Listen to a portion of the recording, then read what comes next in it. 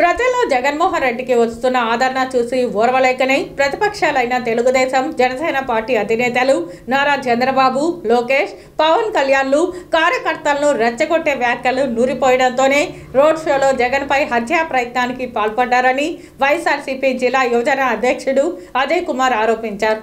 Tirupati press club లో ఆదివారం ఉదయం ఏర్పాటు చేసిన మీడియా సమావేశంలో ఆయన మాట్లాడారు.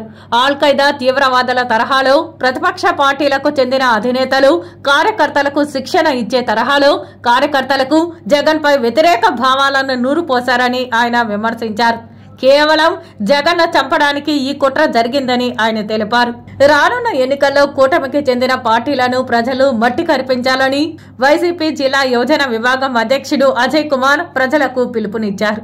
చంద్రబాబు, లోకేష్ ఇద్దరు తెలుగుదేశం పార్టీ కార్యకర్తలని ఇటు సైనికులుగా జన సైకోలుగా ముద్రపడ్డ పవన్ కళ్యాణ్ అభిమానులు వీళ్ళ ఇరువురికి వీరు ఆల్ ఖైదా తీవ్రవాదులకి ఏ రకంగా అయితే ఆల్ ఖైదా ని నాయకత్వం వహిస్తున్నటువంటి నాయకులు తమ దగ్గర ట్రైనింగ్ ఏ విధంగా ఇస్తారో ఆ విధంగా ఒక ఆల్ ఖైదా తీవ్రవాదుల్లాగా ఆ పార్టీ కార్యకర్తల్ని తయారు చేయడం ద్వారా వాళ్ళు ఈరోజు తెగబడి తెగించి వీరిచ్చినటువంటి ట్రైనింగ్కి ఇన్స్పైర్ అయ్యి దాంట్లో భాగంగా విజయవాడలో జరుగుతున్నటువంటి రోడ్ షోని చూసి ఓర్వలేని తత్వంతో నేరుగా జగన్మోహన్ రెడ్డి గారిని చంపడానికే ప్రయత్నించారు.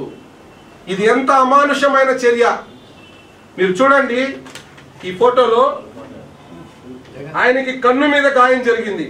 కరెక్ట్ గా కణితకి కన్ను పైన గాయానికి మధ్య ఎంత తక్కువ దూరం ఉందో చూడండి. అంటే ఆయన కణిత మీద గనక పడి ఉంటే ఆ రాయి జగన్మోహన్ రెడ్డి గారు చనిపోయి ఉంటారు.